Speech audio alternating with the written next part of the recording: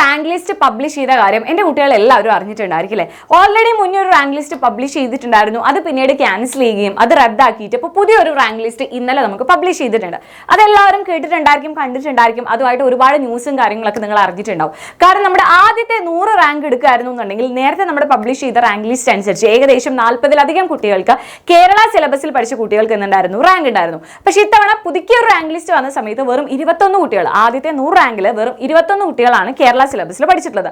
ബാക്കി 79 കുട്ടികളും CBSE students ആണ്.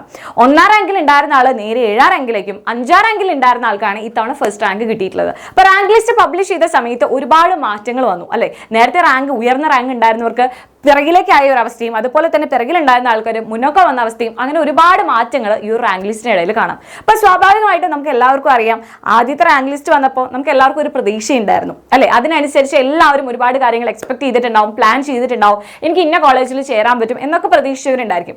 അതിനെല്ലാം താളം തെറ്റിച്ചുകൊണ്ടാണ് പുതിയൊരു റാങ്ക് ലിസ്റ്റ് പബ്ലിഷ് ചെയ്തിട്ടുള്ളത്. അപ്പോൾ അതിൻ്റെതായിട്ടുള്ള വിഷമവും കാര്യങ്ങളൊക്കെ ഉണ്ട്. അപ്പോൾ നല്ല മാർക്ക് കിട്ടിയവർക്ക് എന്തായാലും സന്തോഷം ഉണ്ടാവും. പക്ഷെ നേരെ തിരിഞ്ഞു പോയവരുടെ കാര്യം നമുക്ക് ആലോചിക്കാൻ കൂടി വയ്യ അല്ലേ?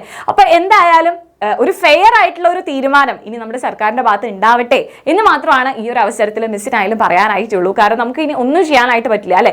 വേറെ ഒരു അപ്പീലോ കാര്യങ്ങളോ ഒന്നും പോകാത്ത സ്ഥിതിക്ക് ഇനി നമുക്ക് ഈ ഒരു റാങ്ക് ലിസ്റ്റ് അനുസരിച്ച് മുന്നോട്ട് പോകാന്നല്ലാതെ വേറൊരു വഴിയില്ല. അപ്പൊ അതിനനുസരിച്ച് ഒരു ഫെയർ ആയിട്ടുള്ള ഡിസിഷൻ എല്ലാവരുടെ ഭാഗത്തുനിന്ന് ഉണ്ടാവുന്നതന്നെ നമുക്ക് എക്സ്പെക്ട് ചെയ്യാം. അപ്പൊ നിങ്ങളുടെ അഭിപ്രായം എന്താണ് എന്നുള്ള കാര്യം എന്ത് ചെയ്യുക, ഈ വീഡിയോയുടെ താഴെ ഒന്ന് കമന്റ് ചെയ്യേണ്ടതാണ്. നിങ്ങൾക്ക് എന്താണ് തോന്നുന്നത്? ഈ പുതിയൊരു റാങ്ക് ലിസ്റ്റ് പബ്ലിഷ് ചെയ്ത സമയത്ത് നിങ്ങൾക്ക് എന്താണ് ഫീൽ ചെയ്തത്? അപ്പൊ നിങ്ങളുടെ അഭിപ്രായം എന്ത് ചെയ്യുക, താഴെ ഒന്ന് കമന്റ് ചെയ്യാനായിട്ട് മറക്കരുത്. ഇനി നമ്മുടെ ഈ ഒരു ലിസ്റ്റ്, റാങ്ക് ലിസ്റ്റ് എവിടെയാണ് കിട്ടുക എന്ന് ചോദിക്കുന്നവരുടെ അടുത്ത് ജസ്റ്റ് നമ്മുടെ എന്ത് ചെയ്താൽ മതി, നമ്മുടെ സർക്കാരിന്റെ ഏത് പേജ് എടുത്താൽ മതി, www.ce.kerala.government.in ഹോം പേജിൽ നിങ്ങൾ നോക്കി കഴിഞ്ഞ് കഴിഞ്ഞാൽ ഇവിടെ നിങ്ങൾക്ക് എന്ത് ചെയ്യാൻ പറ്റും, നമ്മുടെ ഈ റാങ്ക് ലിസ്റ്റ് പ്രസിദ്ധീകരിച്ചതും കാര്യങ്ങളൊക്കെ നിങ്ങൾക്ക് കാണാൻ പറ്റും. അവിടെയാണ് നിങ്ങളുടെ റിസൾട്ട് ചെക്ക്ഔട്ട് ചെയ്യേണ്ടത്. സോ നിങ്ങൾക്ക് ഇതിനെക്കുറിച്ചുള്ള അഭിപ്രായം എന്താണെന്ന് താഴെ കമന്റ് ചെയ്യാനായിട്ട് മറക്കരുത്.